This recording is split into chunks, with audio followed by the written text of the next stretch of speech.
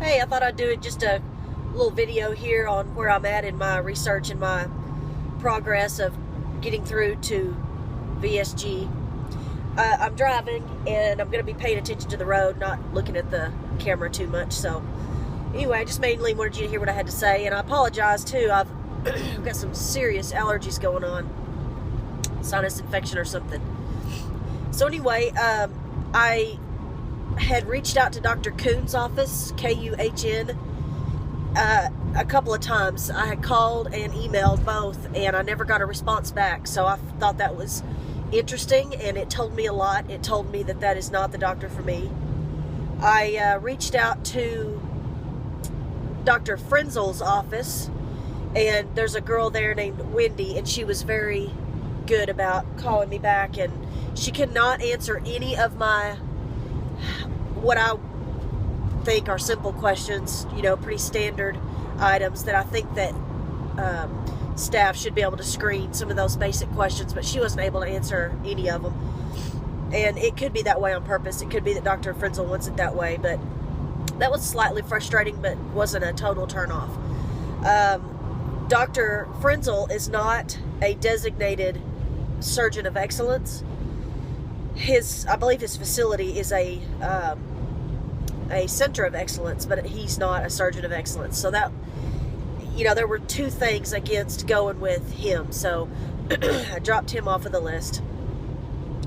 And then I really have loved the thought of being able to go to Dr. Serengel's office in San Francisco, but it just is not feasible. It's $17,000 and plus the flight and the hotel, and I would take my mom with me, so it would just add, I would probably be 20 plus grand by the time I got done with it.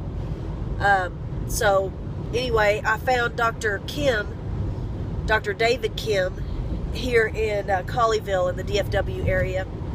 I actually found him last year, and I went and had a consult with him last year, but I was not in a good state of mind. He told me I was obese, and it made me mad, which I already knew that going in there, but I didn't like that he just point blank told me that. I mean, it irritated me at myself, and I took it out on him in that I just said, well, I don't like his bedside manner. He just made me mad. So I found that kind of comical now that it's all said and done.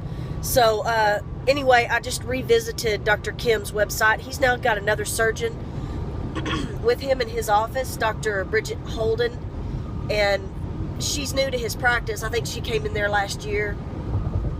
So she's done some sleeves. She's not a new surgeon by any means, but I think she's new to his technique, and that's what I like about his office, or from what I see on his videos and from what reviews and feedbacks that I see, is that he is very particular about how he wants things done, which I love that about him. I want them to be as anal retentive as possible, because that just means that they are that much more prudent about doing what they need to be doing. So Dr. Holden is there, and I believe that she's being schooled on the techniques and everything.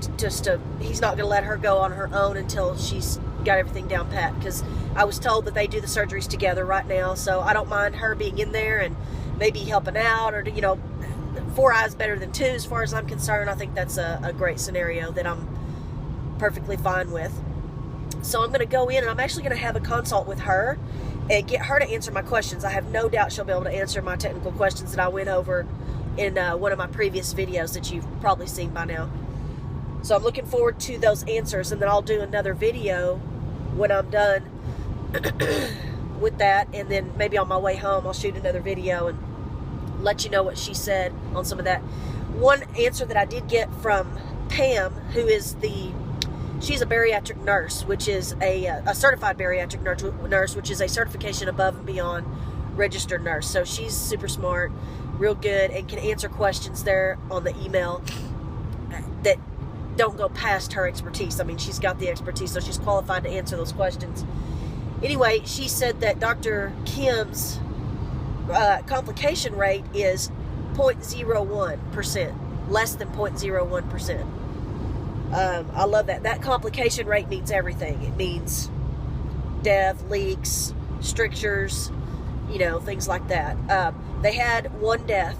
She didn't tell me when it was. She said it was actually in the operating room before the surgery started. He was young. He had heart disease himself. He was under the care of a cardiologist, apparently probably morbidly obese. But his father had died at a young age, and this young man apparently died of a heart attack before the surgery ever got started. So it sounds to me like a complication of anesthesia. His heart just couldn't take it. So that's the one and only death they've had, and she said that which one is too many, by the way. Bless his heart and his family. I don't like seeing that. I don't care if it's just one. Nobody likes to hear about that. The statistics, though, are in favor of it more than likely not resulting in something that serious.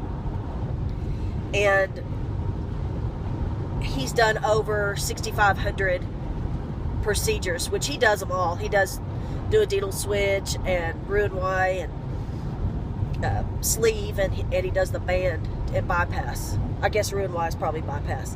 So anyway, he does them all, and he's done over 6,000, and I think he's done a couple of thousand sleeves. So anyway, I'm going to go in and talk to Dr. Holden, which will be very interesting, and I'm looking forward to her answers because I think that she's going to be very informative. I have a really good feeling about it.